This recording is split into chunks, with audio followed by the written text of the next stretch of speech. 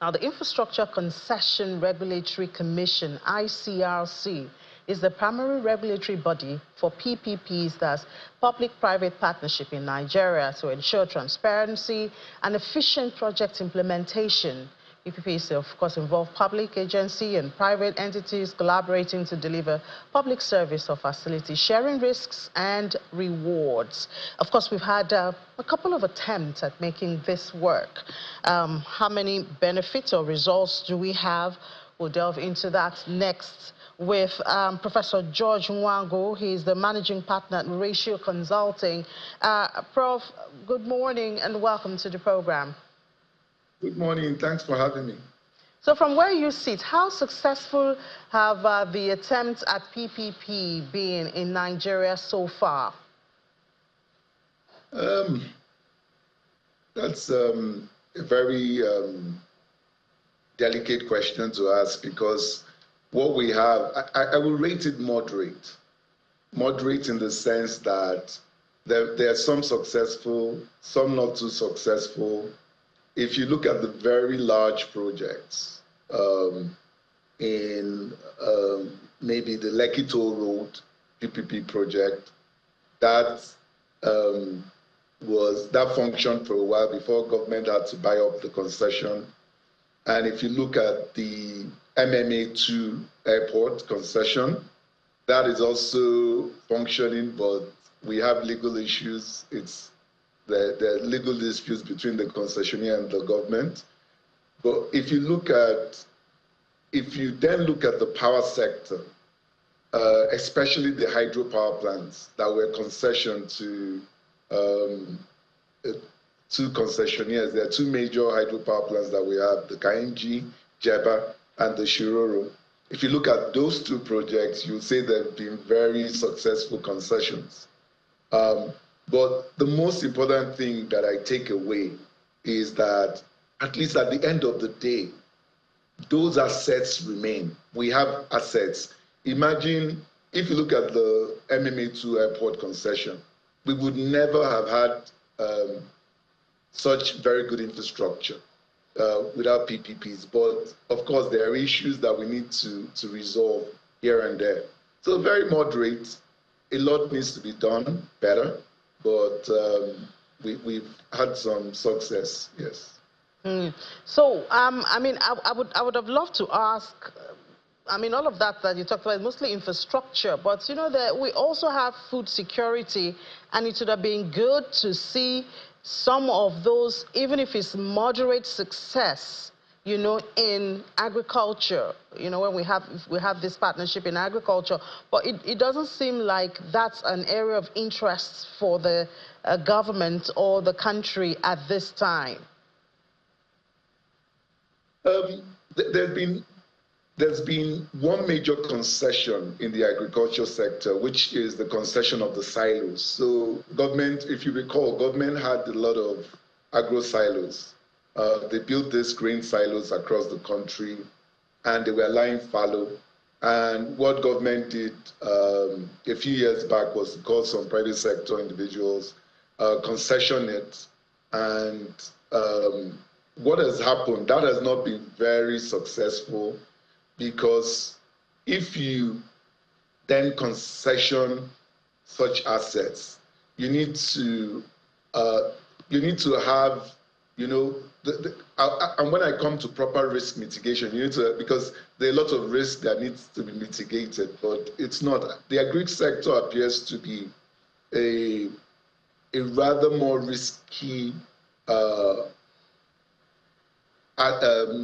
sector, because what you have is, you know, you have,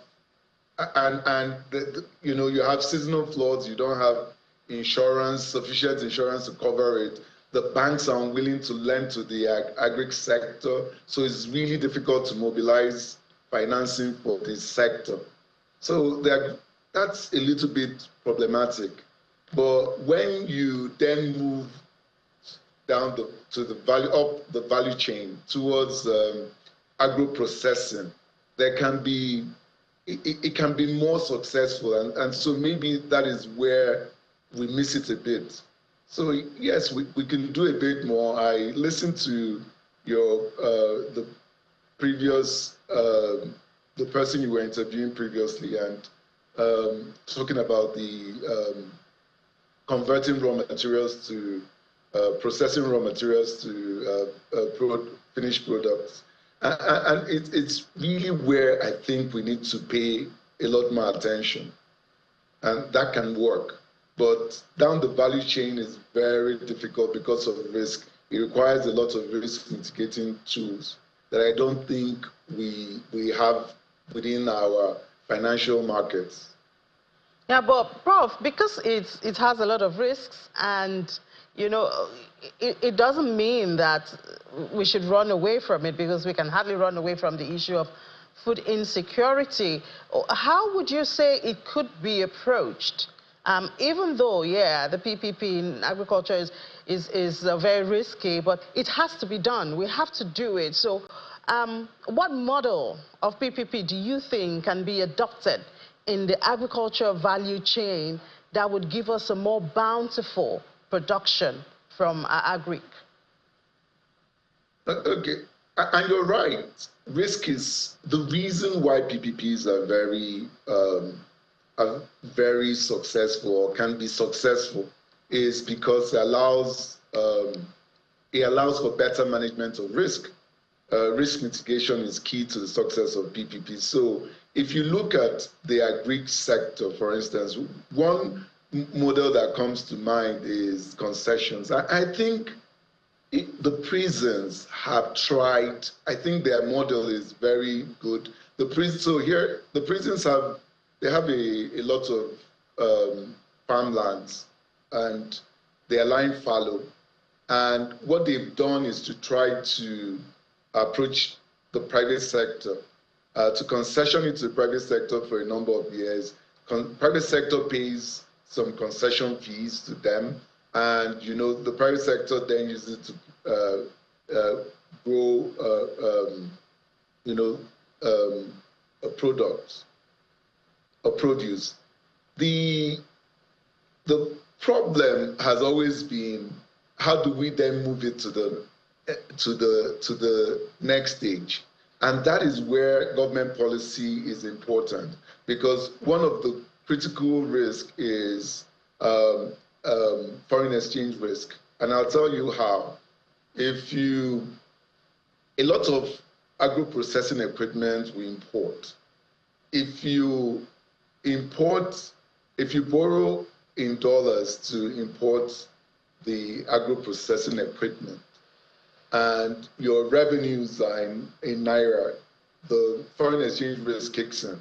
And once that kicks in, I know a number of businesses that had to shut down due to the management of that risk. How do you then make the dollars to pay back? So if we have a way of mitigating that risk, it can be helpful.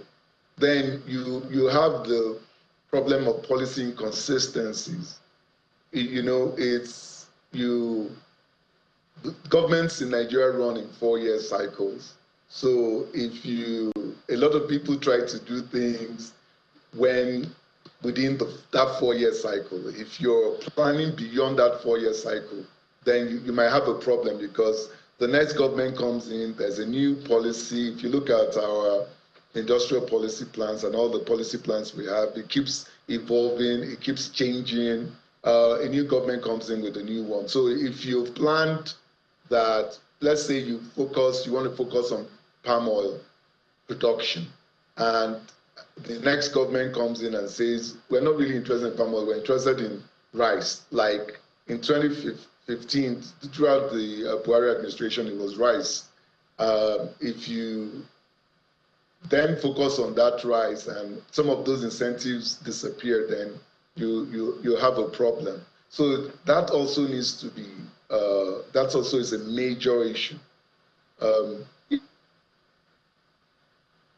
Risk that we can manage risk better, certainly, but it needs to follow from the government, and then coming up with the right policies, and the private sector keying in.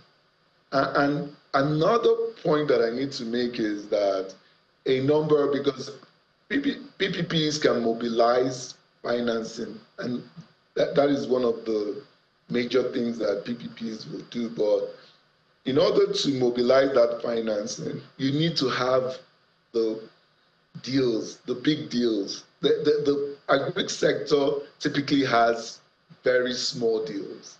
There are very few of them, like the big industrial plants, the plants that manufacture, make starch. If you look at one of them is in Kogi State, the massive. If you have those sort of massive projects that will attract private sector, large private sector investments, also helps. So it all boils down to having the right policies. Yeah, and then you also noted that not just you, the issue of policy inconsistency, that is a disincentive for people to even start projects. But I mean, we do have the PPP, as you have noted. It's moderately successful when it comes to infrastructure and not successful in agriculture.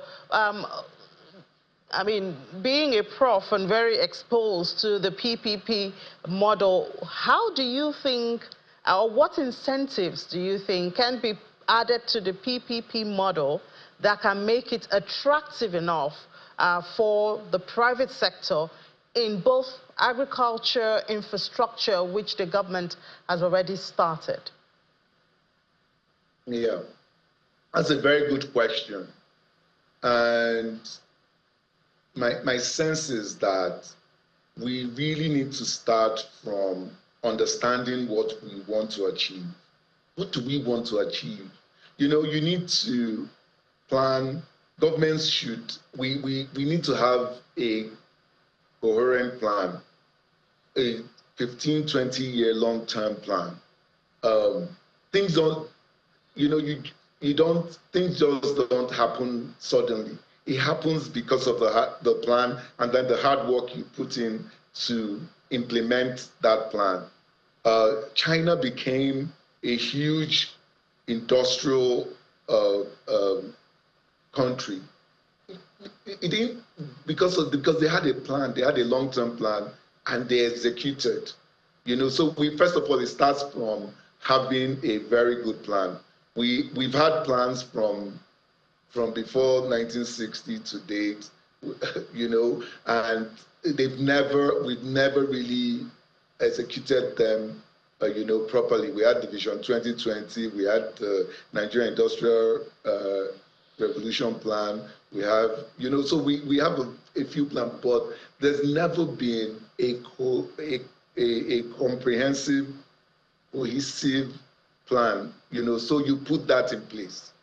And then when you put that in place, it then tells you what you want to achieve, how you want to achieve them.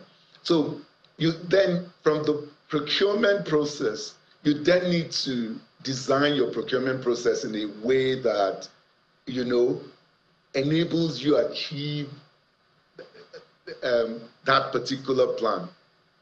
I'm not in favor of government spoon feeding the private sector.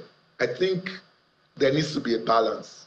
You need to find a good balance because a lot of times you can interfere too much with the private sector, and then instead of the private sector managing risk, they begin to become dependent on government subsidies, government subventions. That's not what you want. You want to create a level of competition. So in terms of managing risk, you must manage risk in a manner that's balanced, that allows private sector do what private sector would do, which is take a bit of risk and you innovate. So you must put a sort of balance in place. And then another problem we've had is giving guarantees. There are a lot of, when private sector, especially from overseas, they ask for guarantees. While guarantees are not essentially bad, they can be very problematic. they can be very problematic. So the way, government needs to also look at the management of contingent liabilities, how it manages contingent liabilities. And I give you an example. Let's say government says, look, we need to procure 1,000 megawatts of electricity. It can say, look, the first 1,000 megawatts of electricity, we will give this, we will give this incentive. And those incentives need to, as the sector becomes more competitive, those incentives need to be withdrawn slowly and taken out so that you create a market-based economy. So for me, government needs to be deliberate in what it wants to achieve, where, first and foremost. And being deliberate, we need to make sure that our procurement process throws up the right people with the right technical knowledge, with the right sort of financing to execute that plan. Thirdly, we need to realize what incentives we need to provide to achieve those things. It can be enabling them by foreign exchange consistently at concessionary rates. It might be enabling concessionary loans. It might be whatever incentive. Then government needs to have a plan to get out of the market. You can't continue to give those incentives because at some point it will distort the market. So you need to know when you take out that incentive so that the